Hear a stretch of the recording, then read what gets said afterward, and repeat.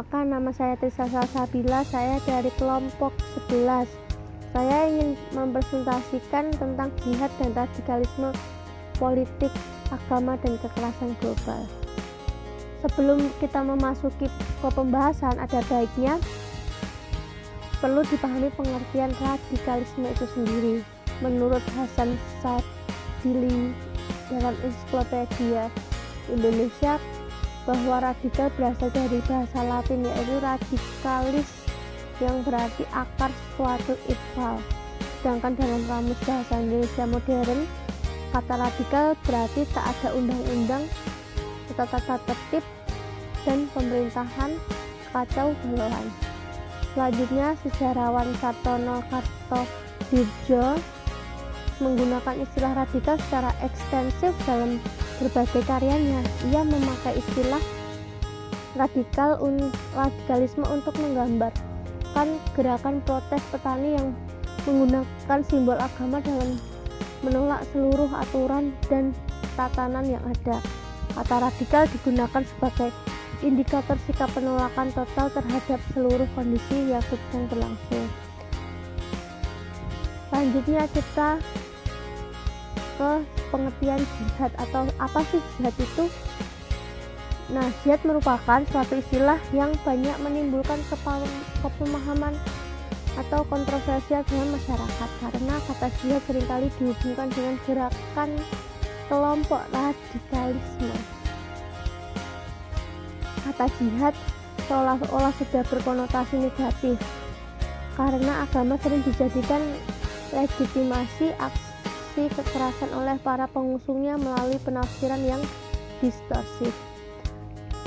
Nah, sekarang ke pembahasan mengenai radikalisme, makna dan latar belakang munculnya radikalisme.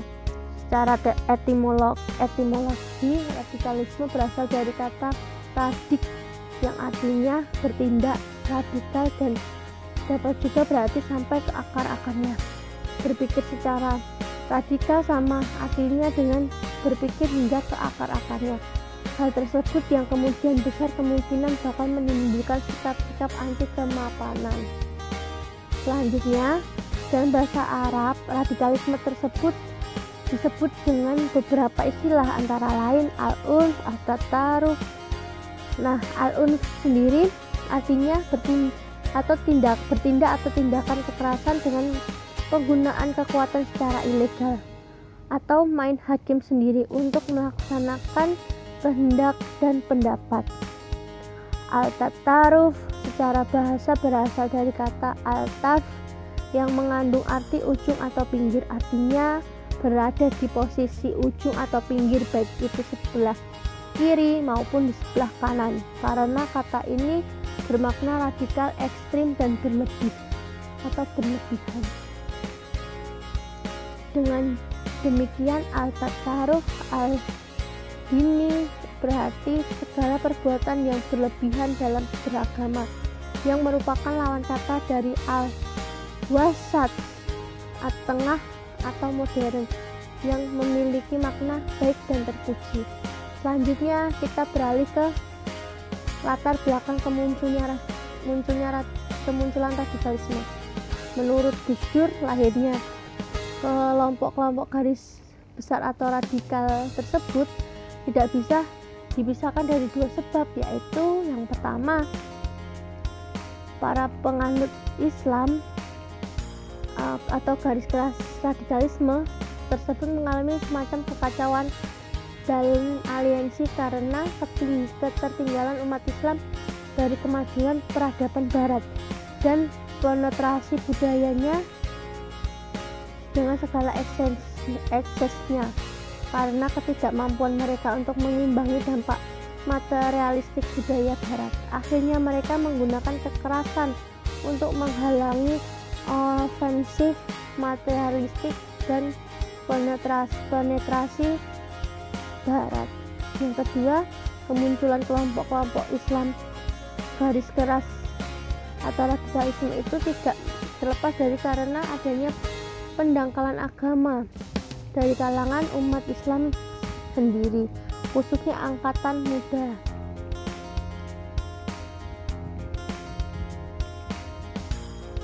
Selanjutnya, pendangkalan itu terjadi karena mereka yang terpengaruh atau terlibat dalam gerakan-gerakan Islam radikal atau garis keras umumnya terdiri dari mereka yang berlatar belakang pendidikan ilmu eksakta dan ekonomi.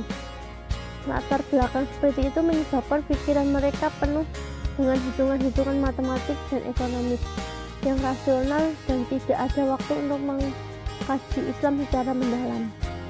Mereka mencukupkan diri dengan interpretasi keagamaan yang didasarkan pada pemahaman secara literal atau tekstual.